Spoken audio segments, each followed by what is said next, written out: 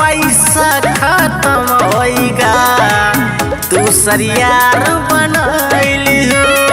याराऊ याराऊ कही कही के तू पागल हमके बनाया रहो। जब पैसा खत्म होइगा दूसरे का तू पटाइली हो। जब पैसा खत्म होइगा दूसर यार बनाइली हो। कौन कमी रहा जो नहीं से कैलू दूसर यार बनाइली हो। याराऊ याराऊ कही कही के तू दूसर यार बनाइली हो।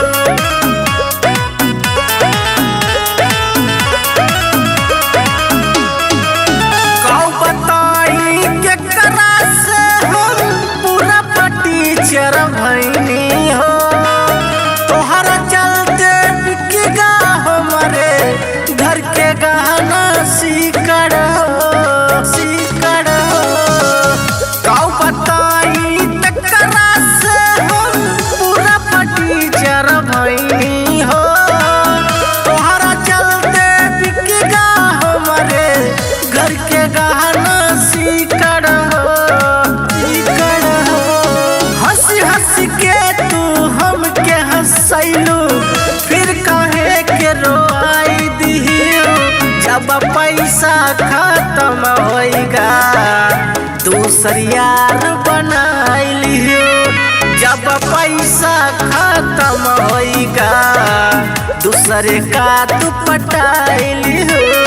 बहुत धोखेबाज हो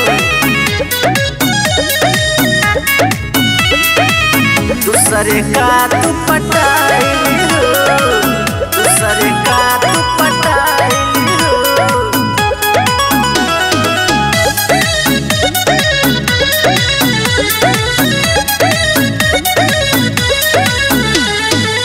जिए मरे के कसम तू खा के कसम न काहे निभैलू।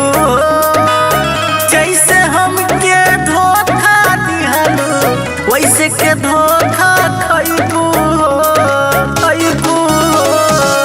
जिए मरे के कसम तू खा के कसम न काहे निभैलू।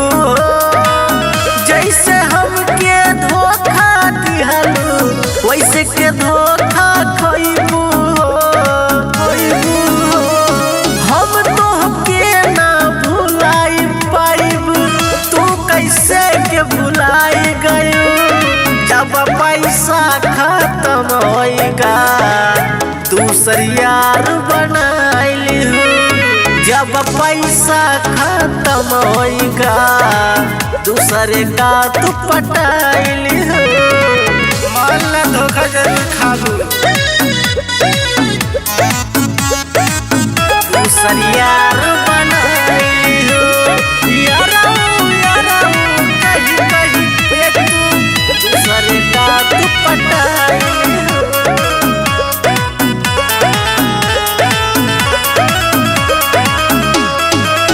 बेवफा बना के हमके बेवफा तू भइलो हो।